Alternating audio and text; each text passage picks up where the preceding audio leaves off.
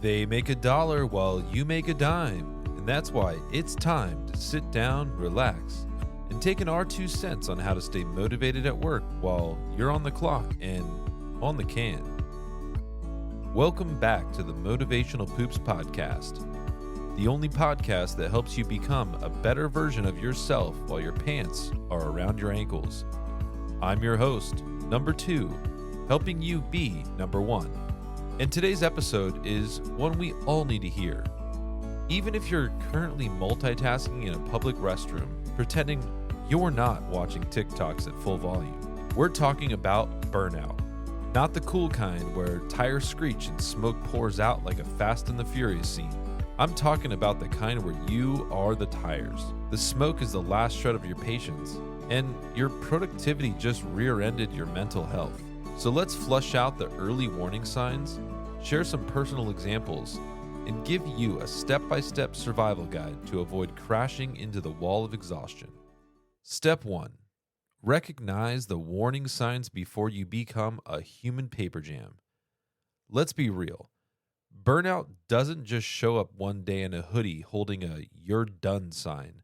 It creeps in quietly, like the coworker who never says a word on Zoom, but suddenly asks a 14-part question right before the meeting ends. Here are the red flags. Constant exhaustion, even after rest. Growing resentment toward your job, coworkers, or alarm clock.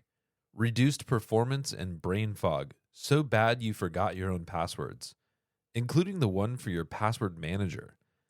Cynicism, you start referring to people as carbon-based email machines. According to the World Health Organization, burnout is a legitimate occupational phenomenon caused by chronic workplace stress that hasn't been successfully managed.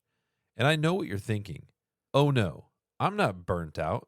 I'm just tired. Every day. Forever. Well, my friend, if your morning affirmations have turned into, "I guess we're doing this again," it's time for action. Step 2. Stop wearing busy like it's a badge of honor.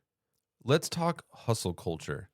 Somewhere along the way, we decided that being constantly busy is impressive.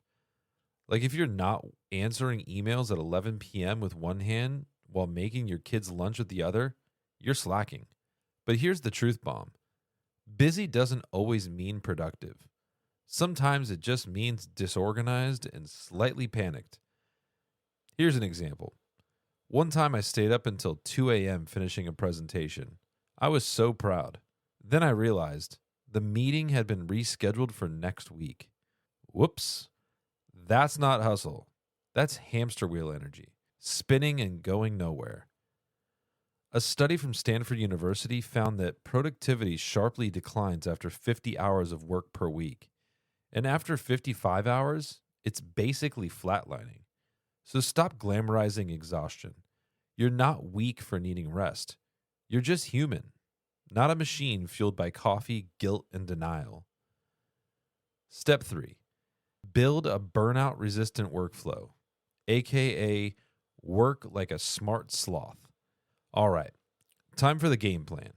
Here's how to work smarter without turning into a dehydrated husk in business casual attire. 1. Use time blocks, but make them realistic. Break your day into blocks that match your energy levels. Don't stack 3 deep work projects right after lunch. That's a nap trap. Use the 2-hour focus rule. 2 hours of deep work in the morning equals more than 4 hours of distracted chaos later. And here's a pro tip. Schedule time for absolutely nothing, like a break. You know, that thing your body and brain need? Yeah, just do it. 2. Embrace the power of saying no.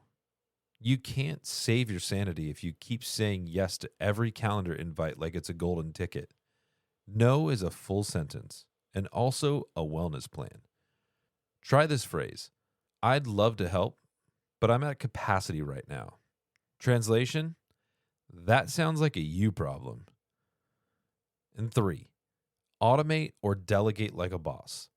If you're doing the same mindless tasks every day and it can be automated, Well, then automate it. If someone else can do it, delegate it. Example, I used to manually send out reminder emails. Now I use a tool that does it for me. That's 12 minutes of my life that now I spend staring into the void like a relaxed raccoon. Step 4, micro recharge throughout the day. Burnout thrives on nonstop go, go, go energy.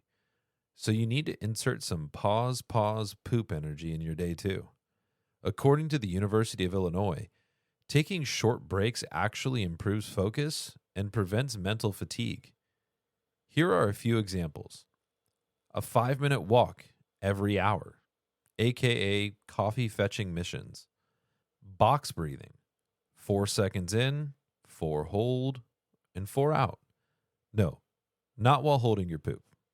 Listening to a motivational podcast, preferably one with the word poops in the title. Your brain isn't a battery. It's more like a puppy.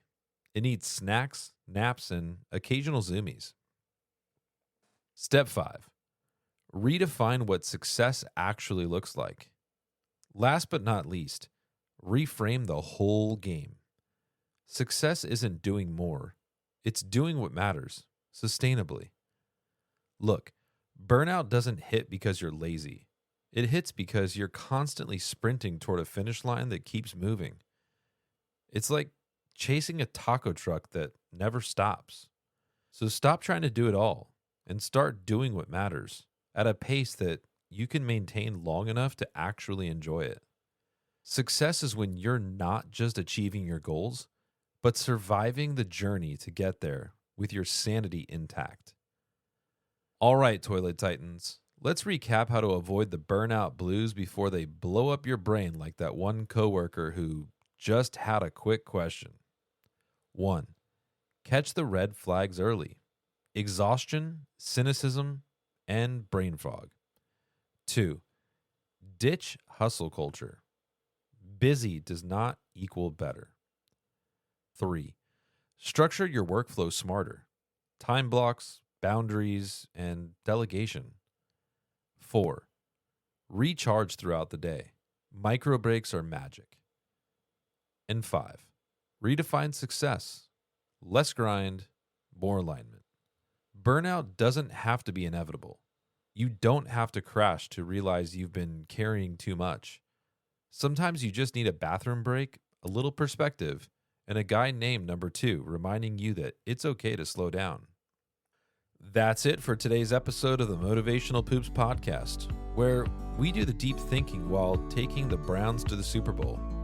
If you laughed, learned, or just avoided making eye contact in the stall next to you, go ahead and subscribe, leave a review, or send this to someone you love who's burning the candle at both ends. As always, I'm Number 2, here to help you be Number 1. Now, go stretch, take a breath, and please, wash your hands like someone just walked in the restroom. You've got this.